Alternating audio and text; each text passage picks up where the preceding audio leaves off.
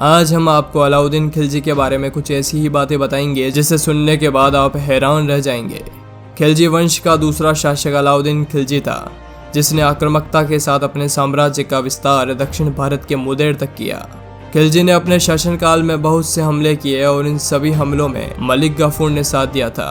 कहते हैं कि इतिहास में दर्ज ये तथ्य बताते हैं कि अगर अलाउद्दीन खिलजी ना होता तो आज ऐसी ना होती भारत की तस्वीर। चलिए जानते हैं इतिहास के सबसे बेरहम शासक अलाउद्दीन खिलजी के बारे में। नंबर 21। अलाउद्दीन खिलजी एक शक्तिशाली मिलिट्री कमांडर था जो भारतीय उपमहाद्वीप में सेना की देखरेख करता था। सुल्तान अलाउद्दीन खिलजी को इतिहास के उन शासकों में गिना जाता है जिन्होंने मंगोल आक्रमण से अपने राज्य की रक्षा की थी। उन्होंने विशाल और शक्तिशाली मंगोल सेना को भी पराजित किया था। नंबर 20। क्या आप जानते हैं कि अलाउद्दीन खिलजी का असली नाम अली गुरशाह था, लेकिन लोग उन्हें अलाउद्दीन खिलजी के नाम से जानते हैं। नंबर 19। अलाउद्दीन खिलजी ने चित्तौड़ की रानी पद्मावती को पाने के लिए चित्तौड़ पर विजय प्राप्त की थी। चित्तौड़गढ़ पर विजय प्राप्त करते हुए उन्होंने रानी पद्मावती सहित 6500 से अधिक महिलाओं को गिरफ्तार कर लिया था। बाद में उन्होंने अलाउद्दीन खिलजी को आत्मसमर्पण करने के बजाय जौहर के लिए प्रतिबंधित किया था। नंबर 18। क्या आप जानते हैं कि अलाउद्दीन खिलजी ने चित्तौड़ के महाराजा रतन सिंह को हराने के बाद खिलजी ने 30,000 राजपूत सैनिकों का कत्ल कर दिया था। यह अलाउद्दीन का सबसे बड़ा हमला था क्योंकि चित्तौड़ सबसे सुरक्षित स्थानों में से एक था। नंबर 17। अलाउद्दीन खिलजी दिल्ली का सुल्तान था जो कि खिलजी साम्राज्य का दूसरा शासक था और खिलजी साम्राज्य का सबसे शक्तिशाली सुल्तान भी। वर्ष 1296 से 1316 तक पूरे 20 वर्षों तक अलाउद्दीन खिलजी ने शासन किया था। नंबर 16।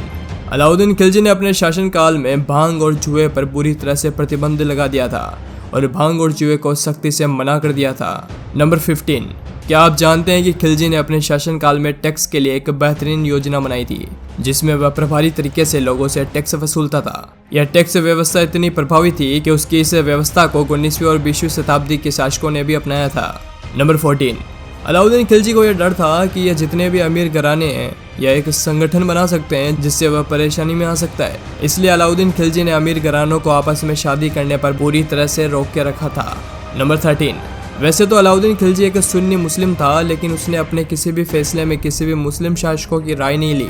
उसका मानना था कि उसके द्वारा लिया गया फैसला ही साम्राज्य को चला सकता है। नंबर 12। क्या आप जानते हैं कि अलाउद्दीन खिलजी की मृत्यु के लिए साजिश रची गई थी जिससे उन्हें एडिमा नाम की बीमारी हो गई और उनकी मृत्यु हो गई थी। आज उनका मकबरा कुतुब परिसर महरौली में उपस्थित है। नंबर 13। अलाउद्दीन खिलजी के सबसे करीब मलिक गफूर था जिस पर अलाउद्दीन खिलजी सबसे ज्यादा विश्वास करता था। ऐसा भी कहा जाता है कि अलाउद्दीन का गफूर के साथ शारीरिक संबंध भी थे।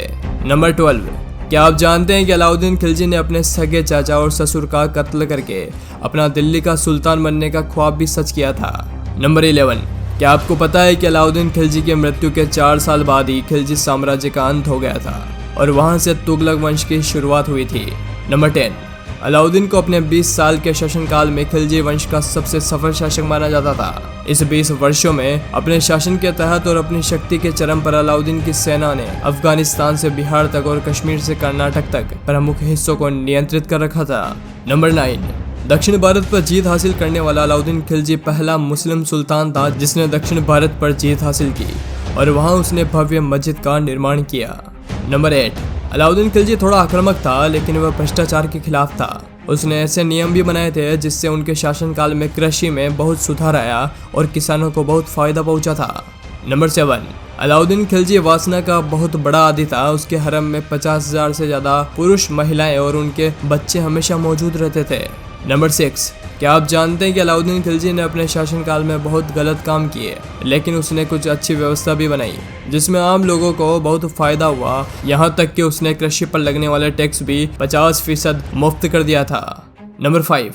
क्या आप जानते हैं कि अलाउद्दीन खिलजी को बिना दाढ़ी वाले पुरुष बहुत आकर्षक लगते थे। यही कारण है कि उन्होंने मलिक गफूर को 1000 दिनार देकर खरीद लिया था, जिसके बाद वह मलिक गफूर के बहुत करीब आ गए थे। नंबर 4। क्या आप जानते हैं कि अलाउद्दीन के सबसे करीब मलिक गफूर थे और वे उनकी सबसे बड़ी कमजोरी थे। अलाउद्दीन खिलजी की हर लड़ाई में मलिक गफूर उनके साथ खड़े रहते थे, जिसके बाद अलाउद्दीन खिलजी ने मलिक गफूर को मालिक नवाब भी बना दिया था। नंबर 3। क्या आप जानते हैं कि अलाउद्दीन खिलजी की मृत्यु की साजिश रचने वाला कौन था? इतिहास में ऐसा माना जाता है कि मलिक गफूर ने ही अलाउद्दीन खिलजी की मृत्यु की साजिश रची थी। जी हाँ, मलिक गफूर जो अलाउद्दीन के इतना करीब था, उसने ही अलाउद्दीन खिलजी की मौत की साजिश रची। नंबर 2, इतिहासकारों के मुताबिक अलाउद्दीन खिलजी बाइसेक्सुअल था। नंबर 1, 2017 में संजय लीला बंसाली की हिंदी फिल्म पद्मावती में रणवीर सिंह ने अलाउद्दीन खिलजी का किरदार निभाया था, जो कि लोगों को बहुत पसंद भी आया था।